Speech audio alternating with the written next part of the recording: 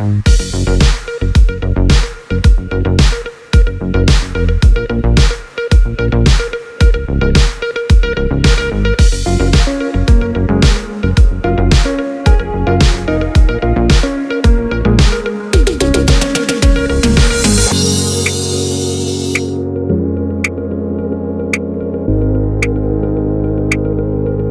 is a very unique car. It has a lot of features, as with a lot of things in your PAS collection.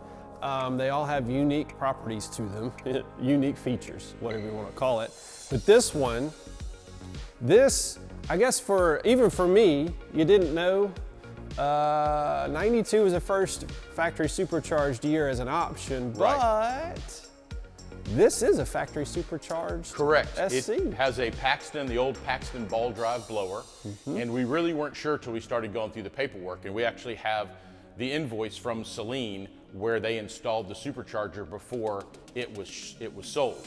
And I believe the reason they were able to do it is because the car was actually sold to Canada. Yeah.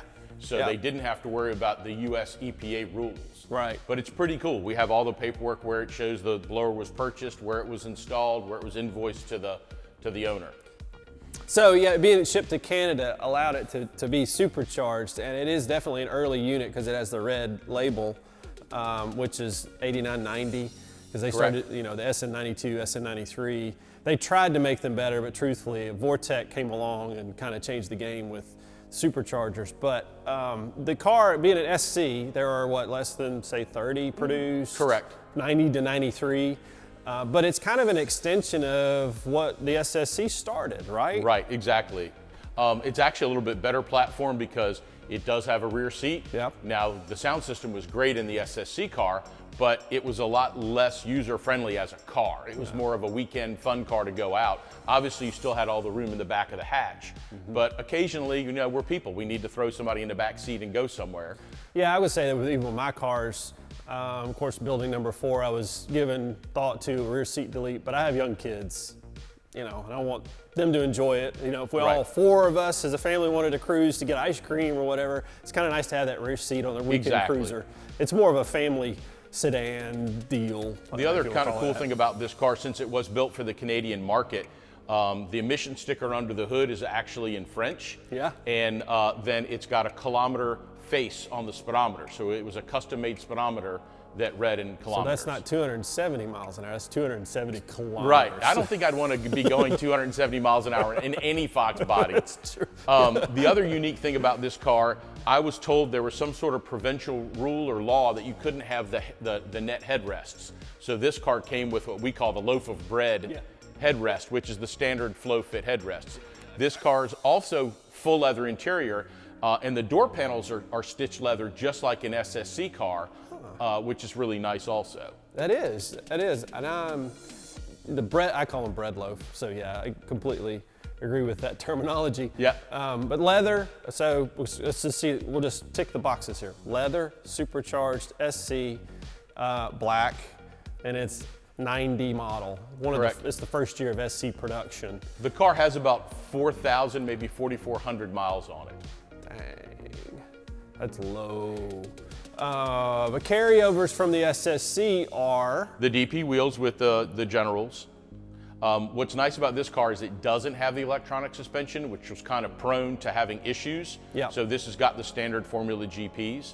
The biggest difference is, we talked about in an earlier video about the intake manifold that Saleen had being built for the SSC car that never made it in time for EPA testing and compliance. Well, it made it on these cars. Yeah. So it's got the bigger intake manifold, all the standard SSC stuff, the 65mm throttle body, the roller rockers, the SSC headers, and on and on. So. And the horsepower without the supercharger, I want to say advertised. 304 is what they advertised. That's right. Right. And those blowers don't make a lot of power. They make some decent torque. It's fun to drive it because it's a real torquey blower. Yeah. But they're a real pain in the butt because you have to change the oil in them and everything else. Yeah, I would say they take transmission fluid. Yeah, they take ATF fluid. Yep. But you know, 5-speed as equipped most standard Saleens. 90. It's the start of the double stack wing. Had the special wing for the 90. Yeah. Yeah, it's a really cool car. The brake system's the same as what would be on the earlier cars with your... They did not have the slotted rotors though. Okay, yep, okay, that's right. But the Supercharger's what adds that. And it's funny because there's conversations come up. When you get prior to 92, the question gets asked, well, did Saleen install it? Well, there were a few cars that we have some clients that had Paxton blowers that were installed by Saleen. Sometimes they would have the dealer do it, so it was post-sale. Depending on the client, you know, we've seen some stuff that we're 99% sure it was on the car because there's pictures, and as it was delivered to the client. Yeah, yeah. It's just, it wasn't very common back then, and it wasn't until later that Steve realized that, you know, he could offer a model that way, and then their partnership with Vortec, because remember we talked in the earlier video about the SC car that we did, the one that was in the Tim Allen burnout contest. That car, we believe, was one of the prototype units that they used for prototyping the Vortec Supercharger. Yeah, and that would make sense. It was Saleen's marketing car. I want to say in that video you commented about potentially that car being used by Vortec for marketing, but with the way things are in magazines, it's probably out there somewhere. Right. You pretty much have a steel trap of memory, so I would not. Not always right, but I try to be as accurate as possible. Yeah. It was pretty unique that this car had the blower, and like I said, the most exciting thing was when we finally got all the paperwork with it and the build pictures, and we were able to see that it was on the car before it was shipped. So question though, you said leather, and I see it, you can see the stitching. The leather door panels, I've seen other SCs, 9091s, I don't think they were all leather, I don't think they were either. I don't know if there was a supplier issue. It was something that Saleen did to reduce cost, and they didn't do all of the cars. Or maybe some of them, because it was cloth, they didn't do that. Very possible too. Okay, so I state that because in the videos that we're doing, sometimes people draw conclusions from things like, oh, that's the way that model came, and it's not necessarily the truth. I keep saying it, and I'm gonna keep saying it, that Saleen is consistently inconsistent with things just to get cars built. You gotta remember, these cars were hand built. They were not necessarily a big, huge production house like Ford or any of the large manufacturers. This is I compare it to like Roof Porsche, although Roof has other levels of, I guess. Well, it depended on also who you knew, what kind of client you were. Yep. If a lot of guys that owned the dealerships, if they wanted a car built, Saleen would, allow them to maybe quote unquote pick some options that weren't necessarily regularly available to the public because they wanted to make sure the guy was happy. Well, yeah, I mean, that makes sense. If you're an up and coming manufacturer, you've been in business for say 5 or 6 years, you're gonna take a special client and you're gonna try to make them happy so that the word spreads and your business grows. So it totally makes sense. Now there's a certain point of you could go too far and not be profitable, but that makes sense. But what you said is interesting. I'll get calls all the time and people say, well, my car's got this, it's supposed to have this, this, and this. And it's like, well, have you seen the build sheet? Do you know that for a fact? Well, how many miles are on your car? 100. And I said, how many owners has it had? You just don't, it's hard to say that it was necessarily built that way. And just because you saw one other car that was the same as yours doesn't mean that they were all built that way. We had a discussion a while back about the Saleen Mustang emblems that were either on the top of the dash or the bottom of the dash. Oh yeah. It depended on who built the car that day, where they wanted to stick it.